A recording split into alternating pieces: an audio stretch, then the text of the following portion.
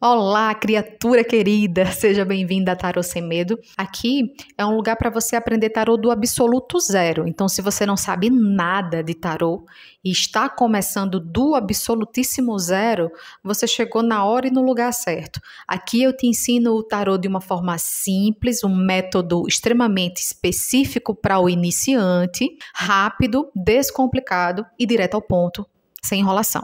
Então, bora! Primeiro passo para o iniciante é saber o que é um tarô. Por quê? Porque o tarô é uma ferramenta de conexão espiritual muito específica. Ela é diferentona de tudo. Então, a gente precisa saber identificar o que é e o que não é um tarô. Por quê? Porque o tarô é muito confundido com outras ferramentas. Por exemplo, o baralho cigano, que é uma ferramenta espiritual, eu acho que é a recorde que o tarô é confundido. O baralho cigano, também chamado de Petit Lenormand, muitos profissionais até da área dos jogos de baralho cigano chamam o baralho cigano de tarô. Você vai escutar as pessoas chamando tarô cigano ou falando de tarô abertamente, mas quando você vai ver o conteúdo das cartas, se trata das cartas do baralho cigano e não do tarô. Às vezes você vai numa loja, muitas vezes você encontra um baralho cigano, mas o rótulo está escrito tarô cigano. Então, a gente precisa separar uma coisa da outra, como um dos primeiros passos importantes para você começar a aprender tarô, é saber o que é e o que não é tarô. Então, vamos lá. Vamos identificar o tarô, fazendo essa correlação, fazendo essa comparação com o baralho cigano, porque aí vai ficar mais fácil de vocês já matarem em qualquer lugar que chegar, separar direitinho o que é tarô e o que não é. Primeiro ponto para a gente identificar, o número de cartas. O tarô tem 78 cartas. E o baralho cigano tem 36 cartas. Olha só, já dá para entender a diferença absurda, né? De 78 para 36 cartas. Segundo ponto, no tarô você encontra muito mais figuras humanas. Aqui a gente tem a figura do mago, que é um homem, uma figura humana em pé.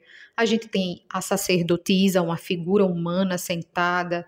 A gente tem mais uma figura humana, que é a imperatriz, sentada no seu trono, o imperador no seu trono, o papa. A gente tem o eremita, uma figura humana, um homem idoso. A gente tem a carta da justiça. Então, quando você olha para o tarô, é muito fácil você enxergar figuras humanas. Tem animais no tarô? Tem animais no tarô. Mas esses animais estão se relacionando com figuras humanas. Já no baralho cigano, é muito mais fácil a gente encontrar objetos, por exemplo, como uma âncora, um anel, uma chave, e também animais, mas esses animais eles estão geralmente sozinhos nas cartas. Às vezes tem uma versão que o autor coloca outras coisas interagindo com esse animal, pode ser até pessoas, mas geralmente é o símbolo mesmo, assim, puro. Um cachorro, uma raposa, um urso. E símbolos espontâneos da natureza, de forma geral. Um buquê de flores, lírios, árvore. Então, no baralho cigano, a gente percebe muito mais símbolos espontâneos da natureza, como os grandes protagonistas das cartas, e objetos. Aqui a gente tem um chicote, peixes, símbolo espontâneo da natureza, um animal, pássaros, ratos. Aqui mais um objeto, uma foice. Mais um objeto extremamente simbólico, uma cruz. Aqui a gente já viu o anel, né, âncora e símbolo espontâneo como o buquê. Então, o baralho cigano gira muito em torno de objetos simbólicos, de animais e pouca relação com figuras humanas sendo a protagonista da carta. Diferentemente do tarô, como a gente já pôde ver aqui, que tem símbolos. Aqui a gente tem a carta do mundo, tem animais aqui representando os 4 elementos da natureza, mas a figura principal é humana. Como eu falei para você, isso pode variar de autor, quando o assunto é baralho cigano, porque muitos autores podem fazer a carta com figuras humanas, interagindo com esses objetos, com esses animais, isso pode acontecer, mas no tradicional, na base, quando o assunto é baralho cigano puro, real, tradicional, são esses símbolos aqui que eu expliquei. Objetos puros na carta, símbolos espontâneos da natureza, puramente na carta. Outra diferença importante para a gente é que o tarô não tem carta, o tarô tem arcano. Aqui a gente tem carta, são cartas, 36 cartas, a carta da cegonha, a carta da torre, dos caminhos. Aqui a gente chama as cartas do tarô de arcano. Essa palavra arcano é como que a gente se refere. Então a gente tem o arcano do louco, a gente tem o arcano do julgamento. O arcano, essa palavra simboliza chave, mistério, um segredo que vai ser decifrado. Ele está aqui criptografado e a gente vai decifrar para entender o símbolo, a previsão, a mensagem, o conselho. As ferramentas de conexão espiritual são chamadas de oráculos. Então aqui a gente conheceu 2 oráculos, o baralho cigano e o tarô. Só que existem diversos oráculos e diversos tipos de oráculo. Por exemplo, vou citar 2 que eu acho que você conhece bem. Um é a astrologia. A astrologia é um oráculo, só que não é um oráculo de cartas. É um oráculo que estuda a mecânica celeste e a influência dos corpos celestes na nossa vida. E a numerologia traz o número como protagonista dessa comunicação espiritual. Não são oráculos de cartas, mas são oráculos. E oráculo de cartas existem vários também. Então, por isso que é muito importante você entender o que é tarô, porque muitas pessoas confundem não só o baralho cigano, mas outros oráculos, outros grupos de cartas com o tarô. Mas agora eu vou te mostrar o terceiro e último ponto estrutural, fundamental e mais importante, que é o que diferencia o tarô de todos os oráculos de cartas existentes. Mas antes, eu quero pedir que você deixe o joinha, deixe o like, se inscreve no canal, ativa o sininho. Por que eu tenho que pedir isso? É um saco para mim pedir, e eu sei que é um saco para vocês serem alertados de deixa o joinha, vai dar um like. Mas o que acontece? Como é que o YouTube pensa? Na cabeça do YouTube, se não existir like, se não existir comentário, ele pensa, esse vídeo não é importante, e aí ele não divulga para ninguém e o canal morre, porque o YouTube não vai divulgar o conteúdo. Me ajuda a te ajudar a aprender tarô, e me ajuda a fazer com que o YouTube entenda que o conteúdo é importante para as pessoas. Então, deixa o joinha. Ah, claro, não se esqueça de se inscrever também, né? Para ser lembrado através do YouTube que tem vídeo novo para você continuar o seu aprendizado. Agora sim, agora vamos aprender o terceiro ponto fundamental na identificação do que é um tarô.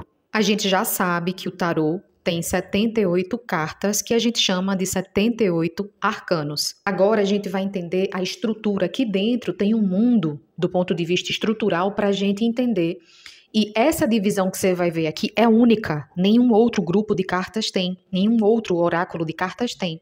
Essa subdivisão a gente tem aqui, a gente parte o tarô no meio e a gente vai encontrar 2 grupos de cartas que são diferentes entre si. A gente tem um grupo de 56 cartas, que são chamadas de arcanos menores, e a gente tem um grupo de 22 cartas, que são chamadas de arcanos maiores. Essas nomenclaturas de arcano maior e arcano menor, a gente vai destrinchar num outro vídeo. Agora vamos aqui comigo, tijolinho por tijolinho, no beabá.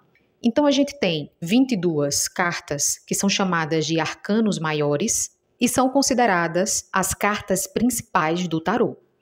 Por que as cartas principais? Porque aqui estão os maiores segredos espirituais. É aqui que o plano espiritual, o universo, tudo aquilo que você acredita, aqui são as mensagens principais. É aqui que a espiritualidade nos envia a mensagem mais importante, a mensagem fundamental, a mensagem estrutural. Então, por isso são chamados também de arcanos principais. Esses 22 arcanos principais, a gente pode fazer jogos só com esses arcanos e a gente vai ter respostas muito bem acabadas, muito bem definidas, apenas com esses 22 arcanos. A gente não precisa inicialmente trabalhar com essas 56 cartas, que são chamados arcanos menores. A gente consegue se aconselhar, a gente consegue fazer uma previsão, a gente consegue fazer algum tipo de investigação espiritual através dessas 22 cartas principais, que são os arcanos maiores. Então é por isso que aqui no canal a gente vai começar a trabalhar o processo de aprendizagem inicialmente pelos arcanos maiores. Pedagogicamente falando, a forma correta de você começar a aprender o tarô é pelos arcanos maiores. E jamais tentar fazer uma casadinha, uma comutatividade, tentar aprender tudo junto. Não, você tem que esquecer por um bom tempo os arcanos menores, tirar eles de cena e apenas dar conta de decifrar os 22 arcanos maiores, certo? Porque senão você vai ter uma asfixia de conhecimento, você vai ficar sufocada de conhecimento e aí vai se sentir incapaz e vai desistir do estudo. E não é isso que a gente quer aqui. Então, o seu foco principal tem que ser nessas 22 cartas, até porque tudo que você vai aprender inicialmente com esses 22 arcanos, você já vai conseguir receber muitas respostas, sanar muitas dúvidas do seu coração, jogando apenas com essas 22 cartas principais, arcanos principais. Voltando para esse grupo de 56 cartas, 56 arcanos menores, a gente vai fazer uma divisão também. A gente divide aqui o baralho em naipes e figuras da corte, que também representam os naipes. O naipe de espadas, aqui representado por essa mão que vem do céu com uma espada coroada. O ás de espadas é como se fosse o número 1. E aqui tem um grupo de cartas que representam as espadas que vai até o número 10. Então, ás de espadas, 2 de espadas, 3 de espadas, 4 de espadas, 5 e assim por diante até o número 10 de espadas. E aí a gente também segue na mesma lógica aqui com o naipe de paus. E aqui representando a abertura do naipe com o ás de paus. A gente tem o naipe de copas e o naipe de ouros. E representando aqui uma corte, a gente já pode perceber que são 4 cortes, porque são 4 naipes representados aqui nos ases que eu trouxe. Aqui a gente tem o ás de ouros, representando o naipe de ouros, que vai até o 10 de ouros. E a gente tem a corte de ouros. Para a gente colocar na sequência correta, a gente tem primeiro pajem, em seguida a gente tem o desdobramento para o cavaleiro de ouros, aí a gente tem uma rainha e finalizando a corte, na sequência correta, a gente finaliza com o rei de ouros. Todos os naipes têm a sua corte, corte de espadas, corte de paus, corte de copas, como a gente pode ver aqui nos seus representantes. Esses detalhes a gente vai estudar mais à frente. Agora é beabá, tijolinho por tijolinho. E como a gente já sabe, o que vai importar para a gente agora inicialmente é você saber entender a mensagem espiritual dos 22 arcanos. Ver a sequência, porque tem uma sequência lógica, do 0 ao 21.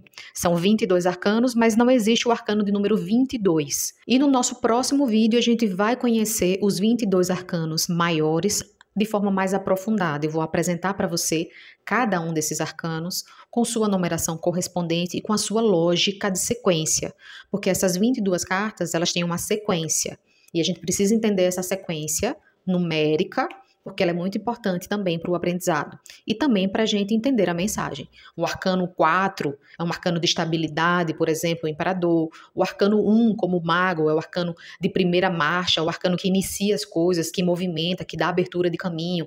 Então, o número 1 é sobre começar, iniciar.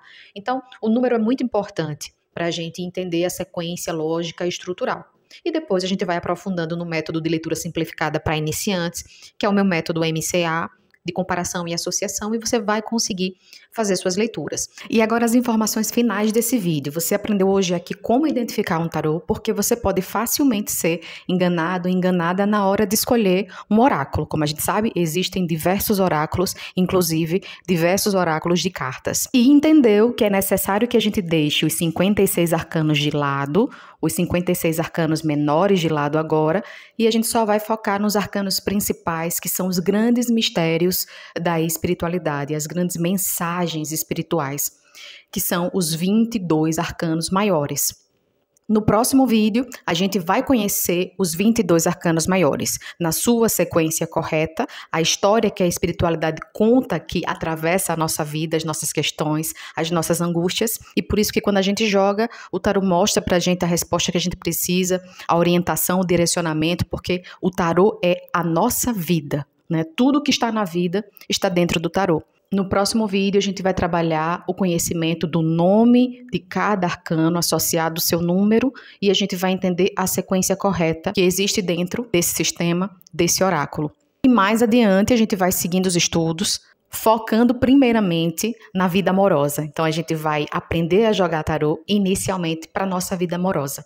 E se você também se interessa em aprender tarô para entender a sua vida profissional, a sua vida financeira, deixa aqui nos comentários que a gente também começa a falar sobre vida profissional. Inicialmente, vida amorosa, mas quem se interessar por vida profissional, deixa aqui nos comentários. Um grande abraço, criatura querida.